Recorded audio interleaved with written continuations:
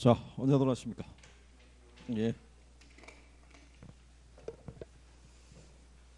휴가 끝나고 첫 수업이죠? 예, 그래요. 이건 뭐 휴가는 잘 보내실 거라고 생각을 하고. 예.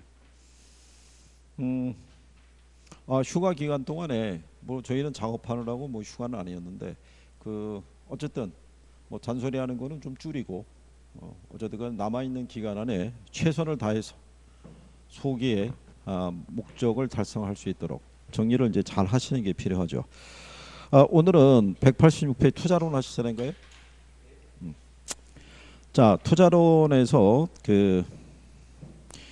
1번에 대한 내용은 투자에 관한 설명이다. 다음 중에서 이제 틀린 것을 물어봤을 때 이제 틀린 거는 이제 5번을 준 거예요. 불확실성 하에서 발생하는 위험과 수익의 관계에서 위험이 커질수록 요구 수익률은 낮아진다 그러면은 틀리겠죠. 근데 이때 조건은 뭐냐면요. 부동산 투자에 관한 설명이다. 다음 중 틀린 것은 해놓고 가로 열고 단 투자자는 위험 회피형 투자자를 가정한다. 이렇게 줘야 되거든요. 네. 그럼 왜 그러냐면 투자자의 유형을 보게 되면 위험 중립적인 투자자가 있고 위험 추구적인 투자자가 있고 그 다음에 위험 회피적인 투자자가 있죠. 근데 위험 추구적인 투자자는요. 자기가 부담하는 위험이 커진다고 해서 높은 수익률을 요구하진 않아요. 그러니까 약간의 대가만 주어줘도 투자는 할 수 있다는 얘기죠. 그래서 실전에서는 대부분 이제 그런 표현을 많이 쓴다라고 보시면 되겠고, 그 다음에 이제 3번에 투자하고 투기에 대한 비교 관계는 거의 인용이 안 해줘요. 그래서 이제 그거는 참고하셔도 되더라. 뭐 이런 얘기고요. 그 다음에 이제 3번에 가게 되면 지렛대 효과라고 있어요. 그죠?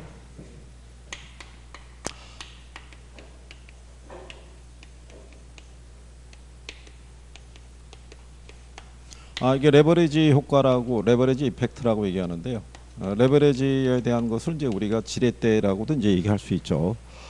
그러면 일반적으로 이 지렛대 역할을 하는 게 뭐가 있냐면 전세라든가 또는 저당권이 있죠. 이거를 지렛대 삼아서 이제 투자함으로써 융자를 받아서 투자 운영함으로써 자기 자본 수익률을 좀 높이게 하기 위한 투자 개념이 레버리지 효과라고 보시면 되겠고, 근래 나오는 게 이제 갭 투자 논리죠. 그죠? 지금 이제 수도권 쪽의 어느 지역에서 한 사람이 한 200채 정도의 갭 투자를 했다가 문제가 발생하니까는 지금 잠적한 상태죠. 그래서 이제 거기 세입자들이 지금 난리 난 경우죠. 지금. 그래서 왜냐하면 전세금을 뺀 차익만 투자하잖아요.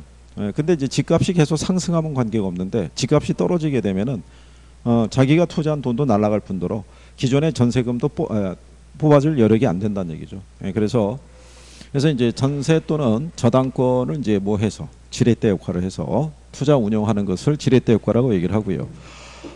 정의 지렛대 효과는요. 종합 수익률 하고요.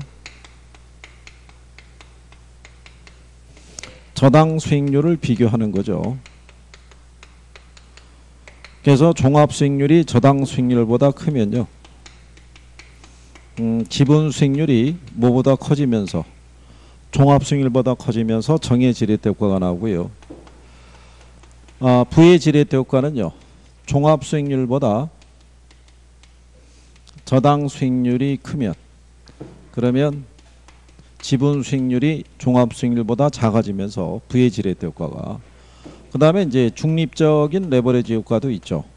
이거는 종합 수익률하고 뭐 하고요. 저당 수익률의 크기가 같으면 지분 수익률하고 종합 수익률의 크기도 같죠. 그렇죠?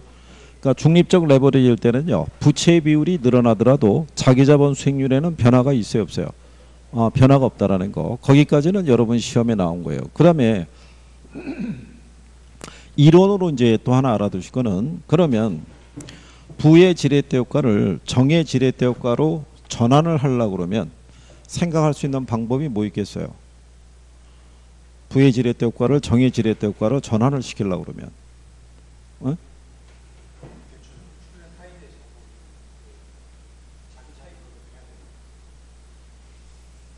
자, 첫 번째 조건은 뭐냐면요. 이게 정의 레버리지냐 부의 레버리지냐 여부는 이 둘의 크기에서 결정이 돼요. 기본적으로. 저당 수익률이 얘보다 크면 그러면 부의 레버리지가 나오거든요. 그러니까는 대출 이자율을 조정하는 거예요. 대출 이자율을 낮추게 되면은 정해지렛대 효과로 전환할 수 있어요, 없어요? 전환할 수 있죠. 그다음에 또 하나의 방법이 뭐겠어요? 또 하나의 방법. 자, 융자 기간을 길게 가지고 가는 거예요. 융자 기간을 길게 가지고 가게 되면 상환해야 될 원리금의 규모가 어떻게 돼요? 줄어들겠죠. 걔가 줄어들면은 정의 레버리지로 전환할 수가 있어요. 무슨 말인지 아시겠나요? 예, 그래서 그런 내용 등을 지문으로 활용을 한 선례가 있어요. 그래서 그런 내용까지도 구별은 해주셔야 돼요. 그죠? 그러니까 대출 이자율을 뭐 하거나 낮추거나 아니면은 융자 기간을 길게 함으로써 상환하는 원리금을 규모를 줄여가는 방법, 예, 이런 것들을 같이 예, 기억할 수 있으시면 되죠.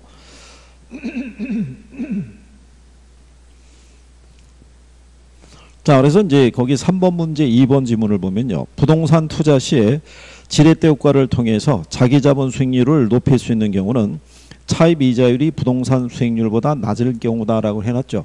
그러니까 종합 수익률이 저당 수익률보다 클 때, 예, 그 표현이랑 똑같다라고 이렇게 생각하시면 되겠죠. 근데 이제 4번 지문에 보게 되면요. 타인 자본을 사용하지 않으면 지렛대 효과는 전혀 발생하지 않는다라고 해놨죠. 예, 대신에 지렛대 효과도 발생하지 않고요. 금융 위험도 발생하지 않아요. 그렇죠? 금융 위험이라는 건 차입을 동반해서 나오는 거니까. 타인 자본을 사용하면 정의 지렛대 효과 또는 부의 지렛대 효과가 반드시 발생한다 그랬으니까 틀렸다는 얘기죠. 중립적 레버리지도 있어요, 없어요? 있죠. 예, 그렇기 때문에 5번이 잘못되어 있다. 이렇게 구별하시면 되겠고요.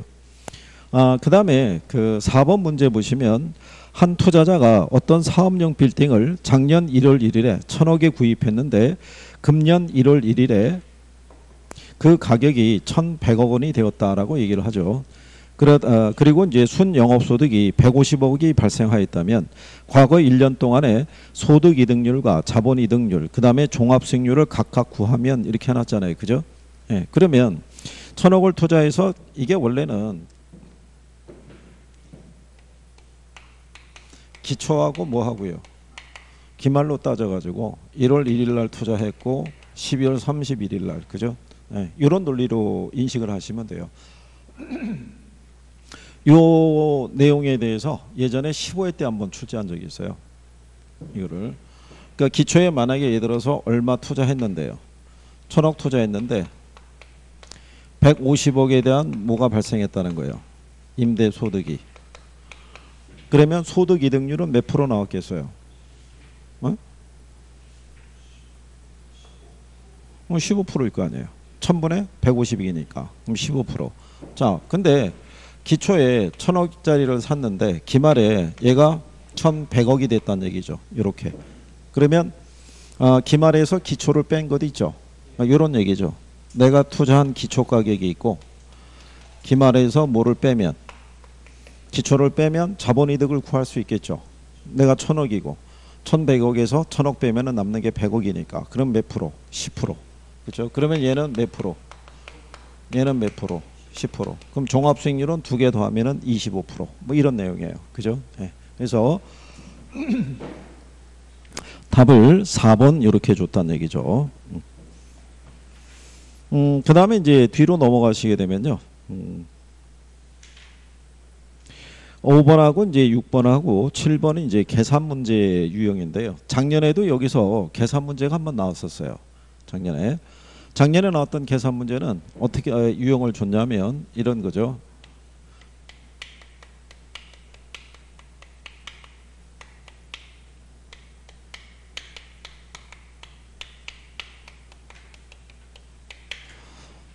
두 가지 조건이 있는데 첫 번째 조건은 타인 자본을 조달하지 않았을 때, 그 다음에 두 번째는 타인 자본을 50% 조달했을 때, 이런 조건으로 준 거예요. 그랬을 때 총 투자액은 10억이고요. 그 다음에 1년간의 순영업소득은 1억인가를 줬어요.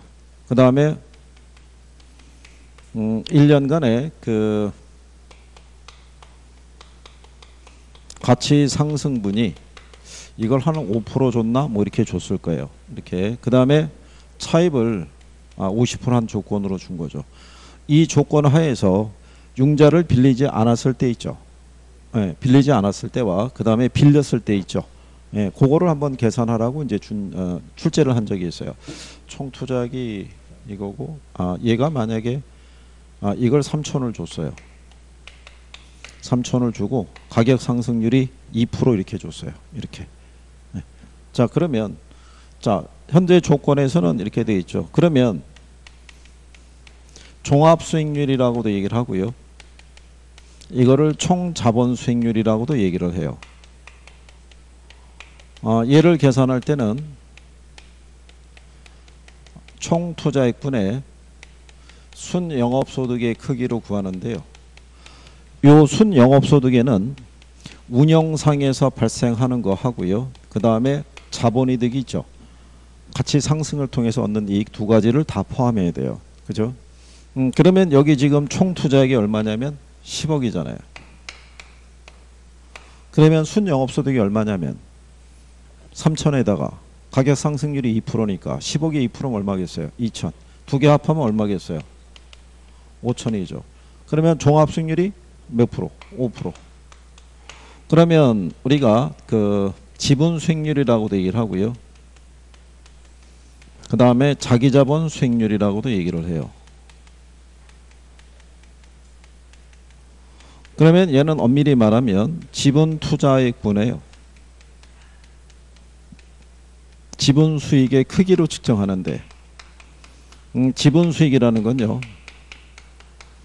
순영업소득에서 뭐를 빼냐면 저당 수익을 빼줘야 되는데 저당 수익이 뭐냐면 대출 이자예요. 이자. 그죠?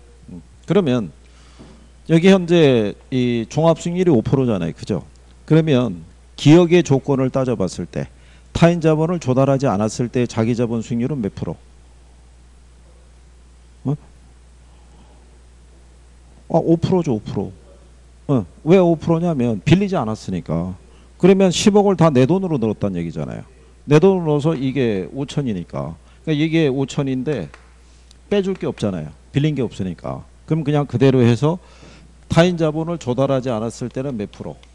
5% 이렇게 나온 거예요. 그래서 작년에는 시험 지문에 3번하고 4번 지문이 5%였었어요. 일단 기억이. 그러면 답은 둘 중에 하나라고 출제자가 암시를 해준 거예요. 예, 근데 그 다음에 자 여기서 50%를 빌렸을 때 있죠. 예, 빌렸는데 이자율을 4%를 빌렸다고 그랬어요. 몇 프로? 4%. 그러면 자기자본 수익률을 계산을 해보게 되면 자 지분 투자액이 얼마겠어요? 5억이겠죠. 순영업소득이 5천이었잖아요. 5천인데 이자 빼줘야 되죠. 네. 5억에 4%면 얼마예요? 2천이잖아요. 2천. 그럼 남는 게 얼마예요? 그죠? 그러면 6%죠. 5, 6, 30이니까. 그래서 답이 기억은 5%, 니은은 6%. 이렇게 해서 이걸 작년에 출제하는 거예요. 작년에. 자, 그러면 거기 6번 문제 있죠. 예, 다음 보기와 같은 상황에서 임대주택 투자자의 1년간 자기자본 수익률을 물어봤죠. 자, 총 투자액이 1억 원이에요. 그죠? 예, 1억 원이고, 예, 그 다음에 1년간의 순영업소득이 800이죠. 근데 가격 상승률이 3%잖아요. 그죠? 1억에 3%면 얼마겠어요? 300이잖아요. 그러면 순영업소득의 크기가 얼마겠어요? 1100이잖아요. 그죠? 그러면 여기서 내가 투자한 지분이 얼마예요? 4천이잖아요.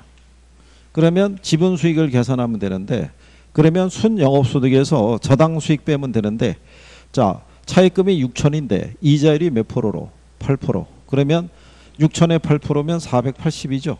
예. 그러면 1000에서 얼마 빼면 돼요? 480 빼면은 남는 게 얼마 남겠어요? 예? 그러면은 이제 520에다가 620 나오겠군요. 그죠? 예. 4천분의 620. 그죠? 그래서 예, 그거 계산하시면은 2번에 15.5% 예, 이렇게 나온다는 얘기죠. 그렇죠? 예. 그래서 이렇게 이런 정도 나오면 계산을 해볼 수 있나요?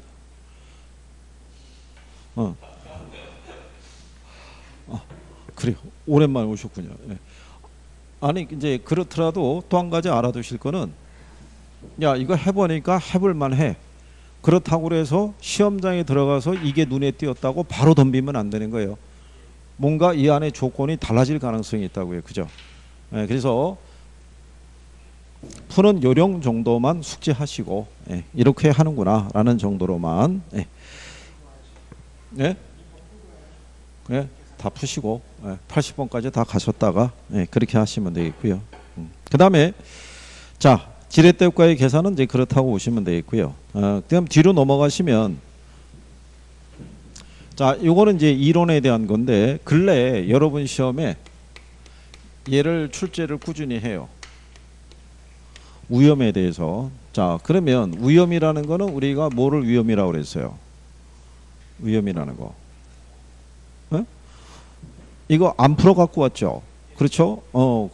당당하게 얘기하네. 안 풀어 갖고 왔다고? 오 그래? 팔짱도 끼고? 그러면서 뭐 어쩔 건데 뭐 이런 표정이야. 그래 참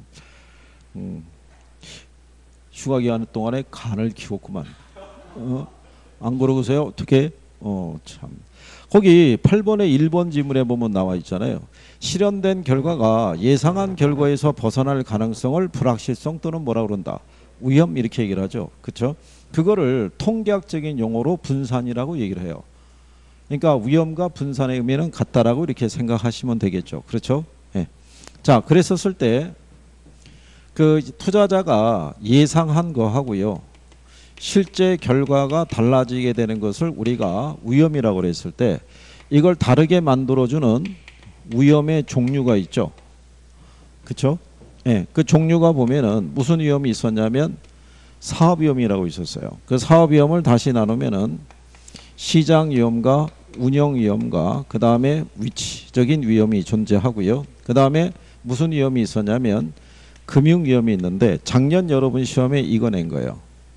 금융위험. 그죠? 자, 금융위험이라는 거는 부동산에 투자했을 때요. 전액 자기 돈으로만 투자하게 되면 금융위험은 발생을 해야 해요. 안 하겠죠? 뭐를 했을 때? 저당이라는 게 부동산 담보 대출이라고 생각하시면 돼요. 융자를 받아서 투자하게 되면 무슨 위험이 발생한다? 금융위험이. 그러니까 지렛대 효과를 기대하고 차입을 하게 되면 어떤 지렛대 효과도 기대할 수 있지만 무슨 위험의 부담도 금융 위험의 부담도 발생하는 거죠. 그 다음에 인플레 위험이라고 있었어요. 자, 우리가 이제 인플레가 예상이 됐을 때 대출자 있죠. 금융기관인 대출자는 고정이자율과 변동이자율이 있으면 무슨 이자율로? 네, 이거를 여러분 시험에 2번을 인용한 다음에 작년에 이게 나온 거예요. 그러니까 현재 위험 안에서 돌고 있다는 얘기죠. 그 이전에 사업 위험도 한번 나온 거예요. 갑작스런 경기 침체로 인해서 수익성이 악화되는 위험을 사업 위험이다라고 얘기하는 거예요. 그죠? 이 사업 위험을 겪지 않으려면 어떻게 하면 된다 그랬어요? 사업 안 하면 되는 거죠. 그렇잖아요? 사업을 하면은 위험을 겪을 수밖에 없어요. 그죠? 왜 요즘 뭐 노 재팬 그래가지고 뭐 사지도 말고 가지도 말자 뭐 이런 불매 뭐 운동 나오는데 왜 얘들이 있잖아요. 유니 땡땡이라는 걔네 브랜드 있잖아요. 그죠? 얘네가 왜 공식적으로 또 2번 사과한 이유가 뭐냐면 이 의류 업체에서는 한 시즌을 앞서서 진행을 해요. 그러니까 지금이 여름이란 얘기는 얘네는 가을하고 겨울 상품을 이미 다 완성을 해 놓은 거죠. 그래서 얘네가 아마 지금 생산해서 비축하고 있는 게 한 150만 피스인가 200만 피스 정도를 아마 비축하고 있을 거예요. 그러면 생산을 그 정도 했다는 얘기는 전년 대비의 어떤 실적을 감안해서 그 정도 생산을 했을 거란 얘기죠. 그 물량의 대다수가 우리나라하고 중국으로 가도록 돼 있는데 우리나라에서 안 팔리잖아요. 그럼 걔네 입장에서는 막대한 뭐를 안게 돼요. 재고를 안게 되면 그 재고가 시즌이 지나가게 되면은 값어치가 떨어지잖아요. 그래도 그 브랜드에 대한 라벨이 붙어 있으면 안 팔린다 그러면 나중에 안 되면 땡 처리할 수도 있어요. 땡 처리하게 되면은 피스당 얼마가 아니라 키로당 얼마씩으로 이렇게 정리해 버리기 때문에 그래서 그 옛날에 보면은 우리나라에서 왜 유명 디자이너의 이름을 달고 의류가 많이 제작이 됐던 적이 있어요. 그다음 IMF 터지고 그 브랜드들이 다 부도나고 그랬거든요. 그때 그 물량들이 막땡 처리가 돼가지고 시골에 어디 장터에 가게 되더라도 거기에 그 사람들 브랜드가 발린 게 피스당 10,000원 막 이렇게 뭐 팔리고 막 이런 적도 있었던 얘기죠. 이게 어쨌든 뭐 그렇다는 얘기예요. 자, 그래서 위험에 대한 의미, 용어 정도는 알아야 되는 거예요. 그죠? 네. 그 다음에 유동성 위험은 알고 있죠. 내가 보유하고 있는 자산을 현금화하는 과정에서 발생하는 가치 손실에 대한 리스크를 갖다가 우리가 무슨 위험이라고 그랬어요? 유동성 위험. 그러니까 이런 내용들에 대해서는 구별이 돼 계셔야 돼요. 무슨 말인지 아시겠죠? 그러니까 작년에 중개사 시험에서는 이게 나왔고요. 다른 유관 시험에는 운영 위험을 물어본 거예요. 운영 위험을. 그러니까 그렇게 해서 위험의 종류 정도는 알아두시는 거죠. 그래서 이제 8번에 1번 지문이 이제 그렇게 보시면 되겠고요. 9번에 가면은 투자에 여러 위험이 있다. 다음 위험에 관한 설명 중에서 틀린 거 물어봤을 때 2번에 가면은 금융적 위험이라고 되어 있어요. 부채가 많을수록 채무 불이행과 파산할 가능성이 높아지는 위험을 말하는데 이런 타인 자본의 사용과 관계없이 발생하는 위험이다. 그러니까 틀렸겠죠. 네, 이거를 조달함으로써 발생하는 위험이다. 이런 얘기죠. 그 다음에 이제 4번에 인플레 위험이 있는데요. 인플레이션 발생 시 변동금리로 차입한 투자자가 부담하게 되는 금리 상승 위험이 이에 해당이 된다라고 얘기를 해놨어요. 그죠? 그런데 인플레가 발생하면은 대출자는 무슨 이자율로 대출해 주는 거예요? 변동이자율로. 그죠? 그러면 투자자는 어떻게 대처하겠어요? 투자자는. 여기 요 투자자는요. 위험 회피적인 투자자예요. 그죠? 네. 그러면 이 투자자는 인플레 위험에 어떻게 대처하겠어요?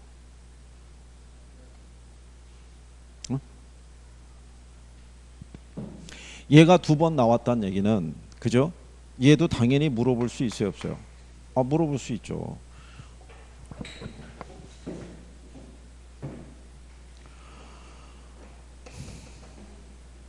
자, 여러분들이 그 8번 문제 가보시면요. 3번 지문에 위험 혐오적이라는 의미는 사람들이 전혀 위험을 감수하려 하지 않는다는 것이다. 그래서 그게 틀렸다고 해놨잖아요. 위험 혐오적이라는 의미가 뭐예요? 위험 혐오적이라는 게.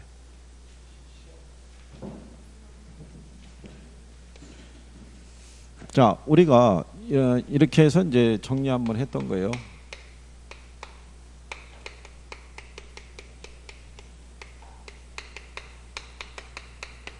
요 제목을 달고 여러분 시험에 매년 한 문제 정도는 들어와요.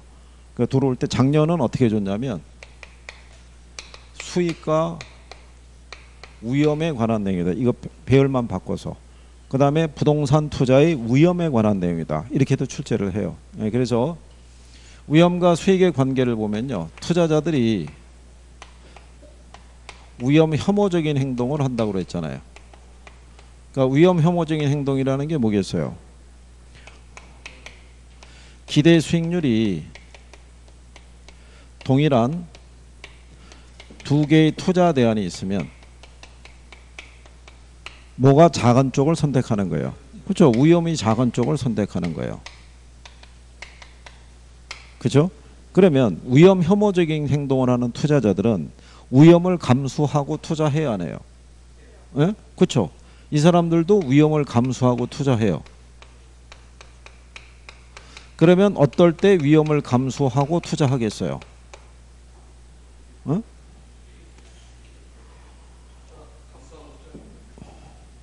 위험을 감수할 만한 대가가 주어지면 투자하는 거예요.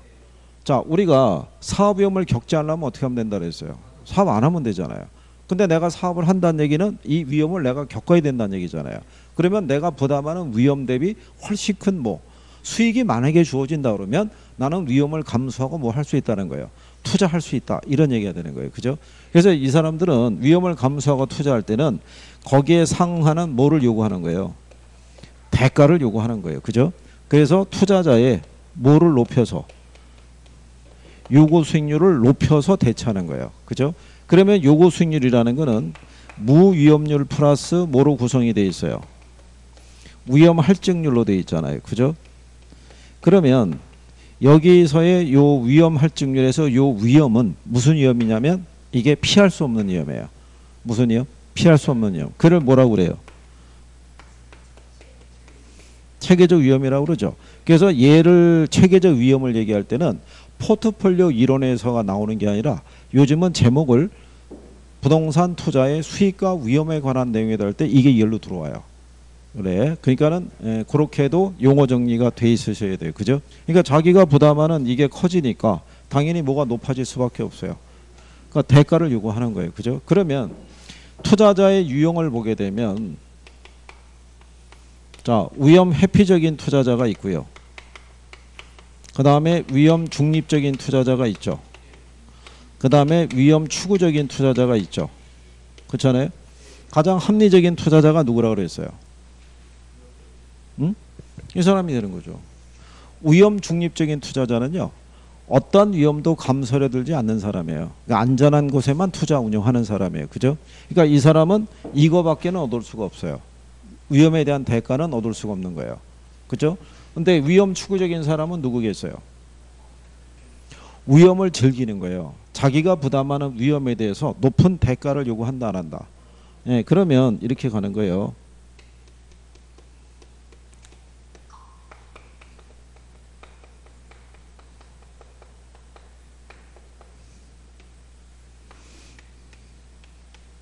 여기가 위험이고요. 여기가 수익률이라고 그랬을 때. 그러면은 만약에 이 위험이 커지겠죠. 그렇잖아요. 그러면 위험이 커지게 되면 내가 부담하는 위험이 커질수록 이렇게 높은 대가를 요구하는 사람이 있죠. 그게 바로 누가 되겠어요? 위험 회피적인 투자자. 근데 여기서 이 추구적인 사람은 자기가 부담하는 위험이 크더라도 높은 대가를 요구하지 않는 거예요. 약간의 대가만 주어져도 투자할 수 있다는 얘기예요. 그러니까 위험에 대한 투자자에 대해 태도를 반영한 무차별 곡선의 기울기를 보면 위험 회피적일수록 기울기가 가파른 거예요. 예? 위험 추구적일수록 완만하게 가는 거예요. 무슨 말인지 하시겠나요? 예, 그래서 그렇게 요것도 시험에서 나오는 거예요. 무슨 말인지 아시겠죠? 동일한 그래서 위험 증가에 대해서 위험 추구적인 투자자보다는 위험 회피적인 투자자가 더 큰 수익을 요구한다는 얘기예요. 이해하시겠죠? 예, 그래서 그런 내용까지 구별할 수 있으셔야 돼요. 그래서 이제 8번 같은 경우에 8번 문제 4번에 가면은 동일한 수익이 예상이 될 때 위험이 큰 쪽을 선택하는 투자자의 성향을 위험 선호적이다라고 얘기를 하고요. 5번에 보면 위험을 전혀 감수하지 않는 경우에 얻을 수 있는 수익률은 뭐밖에 없다는 거예요. 예, 무위험률밖에 없다라고 얘기하는 거예요. 그래서 그런 내용을 이제 묶어서 정리하시면 되겠고요. 그다음에 이제 뒤로 넘어가셔가지고 자, 그다음에 이제 그 11번하고 이제 12번 이제 이런 문제들이 주어져 있는데요. 거기 보시게 되면 먼저 그 12번에 가면 위험과 수익에 대한 관한 다음 설명 중에서 틀린 거 물어봤을 때 1번 지문에 보면 투자자의 위험에 대한 태도가 위험 혐오적일수록 요구하는 위험 할증률의 크기가 더 적다. 그러니까 틀리겠죠. 그러면 이제 요 용어에 대한 이해가 내가 돼 있으면 지문이 어떻게 나오든지 간에 내가 맞다 틀리다를 판별할 수 있어요. 근데 그렇지 못하면은 이게 무슨 말인지라고 생각을 하게 되면 시간이 많이 걸리죠. 그러니까 정확한 게 이제 필요하다는 얘기죠. 그래서 2번 지문에 가면 위험 혐오적인 투자자들은 동일한 수익이 주어져 있을 때 위험이 적은 투자안을 선택한다라고 돼 있죠. 예, 그게 이제 무슨 얘기냐면 자, 투자자들이 위험 혐오적인 행동을 한다고 그랬잖아요. 예, 그러면 여기 있는 요 위험 회피적인 투자자 있죠. 예, 이 사람이 이 행동을 한다는 거예요. 위험 혐오적인 행동을. 그러니까 위험 혐오적인 행동을 한다는 얘기는 이 투자자는 위험 회피적인 투자자다 이런 얘기예요. 그럼 얘네는 뭐가 같으면 수익이 같으면 뭐가 작은 거를 선택한다는 거예요. 위험이 작은 거를 선택하더라 이런 얘기가 되는 거예요. 이해하시겠어요? 예, 그래서 용어에 대한 거를 정리를. 그리고 요즘이 연초에 내용을 들으셨을 때보다 지금이 훨씬 받아들이기는 나실 거예요. 예, 연초에는 내용을 듣더라도 무슨 말인지를 잘 모르니까 그냥 어렵게만 느껴졌던 건데 몇 번 이렇게 되풀이돼서 듣다 보면은 용어가 조금씩 익숙해지기 때문에 정리가 조금 더 나아질 수 있어요. 그죠? 예, 그럴 때 확실하게 내 것으로 만들어 놓는 게 중요해요. 그렇죠? 예. 그래서 그런 내용을 보시면 되겠죠. 자, 그래서 거기 틀린 것이 이제 1번 이렇게 주어져 있다 이런 얘기고요. 12번 문제에서. 그리고 이제 3번 지문에서는 위험 선호적인 투자자들은 동일한 수익이 주어져 있을 때 위험이 큰 투자안을 선택한다 이런 얘기죠. 그러니까 위험 선호적인, 위험 추구적인 투자자는 누구냐면요, 위험을 즐기는 사람이에요. 자기가 부담하는 위험은 크지만 거기에 대한 높은 대가는 기대한다 안 한다? 안 한다. 그래서 우리가 복권 사는 사람, 그런 사람 얘기하는 거예요. 복권을 사게 되면 될 확률보다는 안 될 확률이 훨씬 크잖아요. 근데 우리가 소위 얘기한 대로 일주일의 행복이라고 그러죠. 그냥 그걸 즐기기 위해서 사는 거예요. 그러니까 날리더라도 관계없다 이런 얘기죠. 그러니까 뭐 그런 내용이라고 보시면 되겠고요. 자, 그래서 그 5번 지문은 앞에서 썼던 지문을 다시 되풀이하고 있으니까 그거 확인하시면 되겠고요. 그 다음에 이제 13번에 가시면요. 근데 저거는 이제 정리를 해 두셔야 되는 거예요. 이게 참고로 지금 저기다가 얘기했을 때 만약에 시험상에서 문제가 위험과 수익에 관한 내용을 출제를 만약에 이렇게 해주면요. 이 안에 예를 들어서 무슨 위험도 들어가요. 체계적 위험에 대한 것도 하나 넣을 수 있고요. 그 다음에 투자자의 요구 수익률의 움직임이 있죠. 그렇죠? 작년에 뭐를 물어봤냐면 이렇게 물어본 거예요. 요구 수익률은 무위험률 플러스 뭐로 돼 있어요? 네, 위험 할증률로 돼 있죠. 그러면 여기서 무위험률이 상승하면 요구 수익률이 어떻게 돼요? 이게 상승하죠. 근데 무위험률이 하락하면 이게 떨어지잖아요. 작년에 이게 답이었다고요. 무위험률이 하락하면은 요구 수익률이 상승한다 이래서 틀리게 준 거예요. 그러니까 지문에서 이런 위험, 요구 수익률에 관한 거, 그 다음에 투자자들의 위험 혐오적인 행동을 하는 투자자들의 어떤 태도라든가 이런 것들을 집어넣어 주고요. 그 다음에 위험 관리 이런 것도 있죠. 이런 것도 같이 해서 하나의 묶음으로 내주는 거예요. 그러니까 기본적인 용어가 내가 이해가 돼 있어야지만 답을 쉽게 찾을 수 있어요. 그죠? 그러니까 자, 그래서 이제 여러분들이 또 뭐 배우셨냐면 위험과 수익의 상세 관계라고 배우셨죠. 그렇죠? 위험과 수익의 상세 관계는 뭐를 얘기하겠어요? 위험과 수익의 상세 관계라는 거. 응? 위험과 수익의 상세 관계. 이거.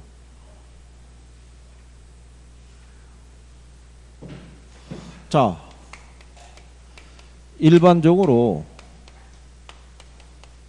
위험과 수익은 무슨 관계라는 거예요? 비례 관계라는 거.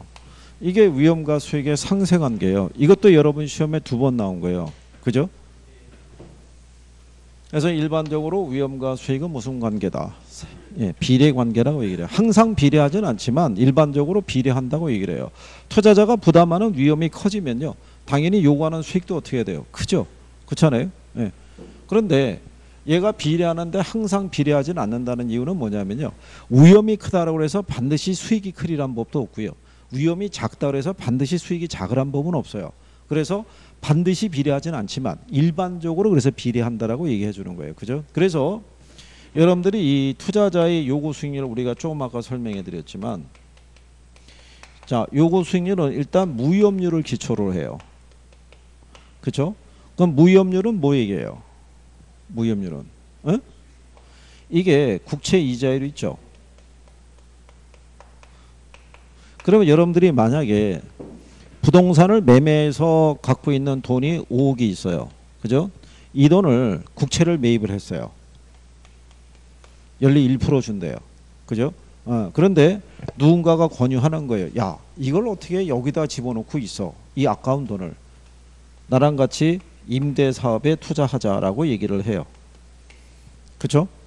그러면 여러분들은 내가 여기다 집어넣고 이거 갖고 있으면 연 1%의 이율을 얻을 수 있어요. 근데 이 돈을 뽑아가지고 일로 투자하게 되면 이 수익을 내가 포기해야 되죠. 그렇지 않아요? 이게 포기해야 되는 하나의 기회명의 역할을 하고 있는 거예요. 그럼 만약에 여러분들이 이거를 포기하고 임대사업에 투자할 때, 임대사업에 투자하면 수익률 보장을 해줘야 안 해줘요? 안 해줘요. 부동산 사업에 투자하면요, 투자한 돈에 대한 자본 수익이 있죠. 이게 보장이 안 돼요. 임대 수입이. 그 다음에 자본 회수 있죠. 우리가 여기다 5억 투자했으면 나중에 만기가 도래하면 5억 원어치에 대한 돈을 다시 찾을 수 있어요, 없어요? 찾을 수 있는데 부동산에 투자하면 그게 보장이 안 돼요. 이 돈 다 날아갈 수도 있는 거예요, 그죠? 예, 지금 여러분들 아시다시피 지방에 보면은 왜 자동차 공장 폐쇄된 지역이 있죠. 거기 공실이 엄청나게 증가돼 있잖아요. 그러니까 거기에 좋을 때 들어갔던 사람들이 지금은 어떻게 해야 돼요? 이러지도 못하고 저러지도 못하고 앉아서 그냥 쓰러져 있는 거예요, 지금. 그렇죠? 그러면 여러분들은 여기다 투자하기 위해서는 몇 프로 벌면 투자할 수 있어요? 1% 기준 했을 때. 30%? 야, 꼭 너 지금 하는 거로 봤을 때는 사업하다가 몇 번 망한 사람 같아. 야, 요즘 같은 세상에 30%의 수익을 주면은 그건 저기밖에 없어. 무슨 그 피라미드 뭐 다단계 이런 거밖에 없어. 아니 투자 전문가들도 두 자릿수 수익률을 요즘은 얘기하기 어려워. 요즘 같을 때 뭐 한 5, 6%? 뭐 이 정도만 해줘도 굉장한 건데. 근데 이제 대부분 학원 다니면서 물어봤더니요. 최소한 내가 이거 안전한 거 포기하고 여기 가려고 그러면 이거는 나와야 된대요. 우리나라 사람들이 제일 좋아하는 게 10%예요, 10%. 그죠? 그럼 왜 이걸 우리가 얘기해야 되냐면 이게 있잖아요. 내가 여기다 투자하게 되면 사업 위험서부터 해서 인플레 위험서부터 이런 위험을 감수해야 되잖아요. 그죠? 그러니까 이 위험에 대한 대가를 반영을 해야 되는 거예요. 그죠? 근데 이 위험에 대한 대가는 투자자마다 같아요, 틀려요? 틀리잖아요. 위험 중립적인 투자자는 여기에 대한 대가를 요구할 게 없죠. 위험 추구적인 사람은 높은 대가는 요구하지 않죠. 그러니까 위험 회피적인 사람만 상하는 높은 대가를 요구하는 거예요. 그래서 위험 할증률이 가산된 요구 수익률은 투자자의 주관적 수익률이라고 얘기를 해요.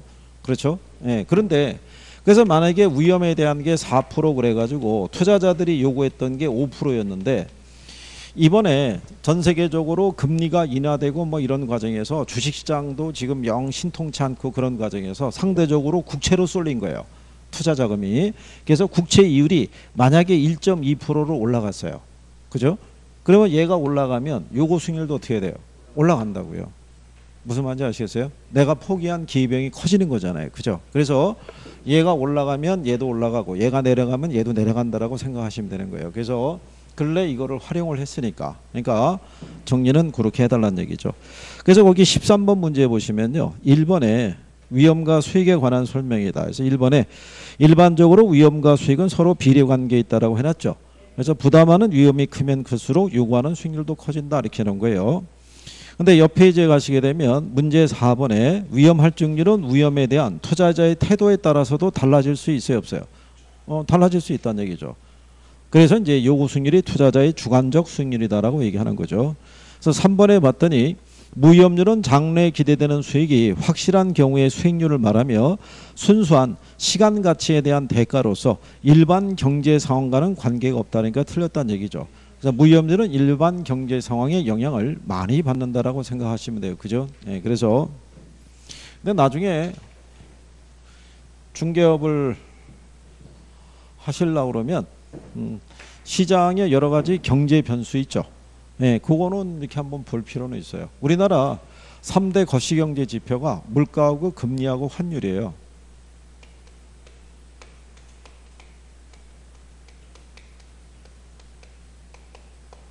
그렇죠? 네, 이거를 통제하는 데가 어디냐면 한국은행이에요. 네, 이건 우리나라의 이제 그 기획재정 뭐 불안제 이런 데서 정부 부처에서는 이제 요거를 이제 조정을 하려고 그러는 경우고. 근데 두 가지를 동시에 잡을 수는 없어요. 예전에 왜 유례 없는 삼재 현상이라는 거 혹시 들어본 적 있나요? 80년대 초반에 옛날에 50 때 유례 없는 삼재 현상이 발생한 거예요. 이게 그때가 호황이었다고 할 수 있죠. 근데 그때가 갑자기 툭 튀어나온 게 아니라 그 이전서부터 누적되어 온 때가 그때 이제 세계 어떤 이제 경제 흐름과 맞물려 가지고 한번 이제 그게 유례 없이 나타난 적이 있어요. 이거는 보기 힘드시더라도 근데 이게 나중에 공부해 보면 또 재밌긴 재밌어요. 표정은 뭐 별 재미가 없는 표정인 거죠. 그렇죠. 별로 좋아하는 사람은 별로 없죠. 자, 그래서 여기 위험에 대한 거, 또 위험과 수익에 대한 관계 이런 것들을 내용 용어 정리가 돼 있으셔야 돼요. 그죠? 그럼 위험에 대한 대가로 투자자들이 바라는 게 뭐예요? 그게 뭐예요? 수익률. 그죠? 예. 자, 그럼 수익률을 보시면 기대 수익률이라는 게 있고요. 그 다음에 무슨 수익률? 요거 수익률, 그 다음에 무슨 수익률? 실현 수익률. 작년 여러분 시험에 어떻게 해도 나왔냐면요. 투자자는 내부 수익률하고 뭐를 비교해서 실현 수익률을 비교해서 투자 여부를 결정한다 그러면은 틀리는 거예요. 무슨 말인지 아시죠? 예. 여기 기대 수익률의 또 다른 표현을 내부 수익률이라고 얘기를 해요. 엄밀히 말하면 같은 건 아닌데 중개사 시험에서는 그냥 같다라고 이제 취급해 주는 거예요. 여기 있는 얘네들은 사전적 의미라고 그랬고요. 얘는 뭐라고 그랬어요? 얘는 사후적 의미예요. 얘는 투자의 결과로 우리가 알 수 있는 거예요. 그러니까 투자를 할 것이냐 말 것이냐 여부를 결정할 때는 기대 수익률하고 뭐하고 요구 수익률을 비교해서 우리가 투자 결정하는 거예요. 그래서 이 표현도 꾸준히 나오는 거예요. 꾸준히. 작년 여러분 시험에서도 지문으로 등장한 거예요. 1번 지문에. 그러면 우리는 여기서 기억해 줘야 될 것은 기대 수익률과 요구 수익률의 관계라고 그랬죠. 자, 먼저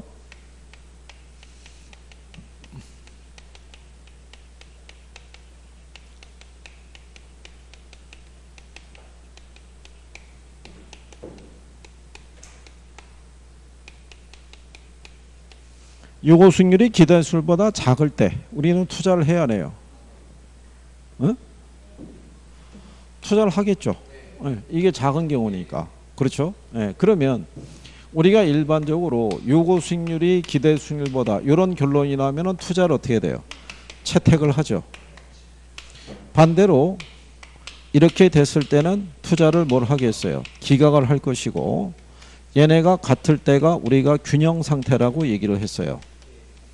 자, 그러면 이 조건 하에서 얘가 다시 균형 상태로 돌아가려고 그러면 요 중에서 어떤 변화를 통해서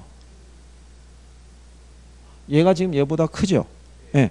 그럴 때 얘가 나중에 균형 상태로 가기 위해서는 기대 수익률이 작아지면서 균형으로 가는 거예요.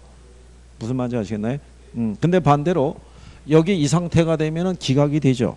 그럼 기대 수익률이 얘보다 작잖아요. 그럼 다시 균형으로 가려고 그러면 얘가 커지면서 균형으로 간다고 보시면 돼요. 무슨 말인지 이해하시겠어요?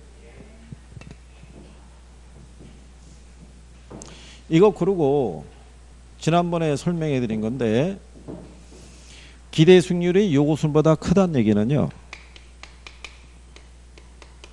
투자 가치가 시장 가치보다 크다는 논리하고 같고 그 다음에 반대의 경우는 투자 가치가 시장 가치보다 어떻게 돼요? 작은 경우고 이게 같다는 얘기는 시장 가치하고 무슨 가치가? 예, 투자 가치가 같은 경우예요. 똑같은 케이스라고 그랬어요. 이거 그때 이론 설명할 때 쭉 한번 이거 풀이 한번 해드린 거예요. 여기다 예문 들어가지고 그죠? 예. 그러니까 그거를 지금 다 기억하기가 어려우실 거 아니에요. 그러니까 그냥 요령으로서 얘가 작을 때는 얘가 커져서 그러니까 시험에는 이게 한번 나온 거예요. 요게 두 번째 게 요거 수익률이 기대 수익률보다 클 경우 있죠.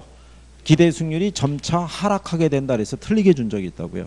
기대 수익률이 점차 뭐 하면서 상승하면서 다시 무슨 상태로 균형 상태가 되더라라고 이렇게 인식을 하셔야 돼요.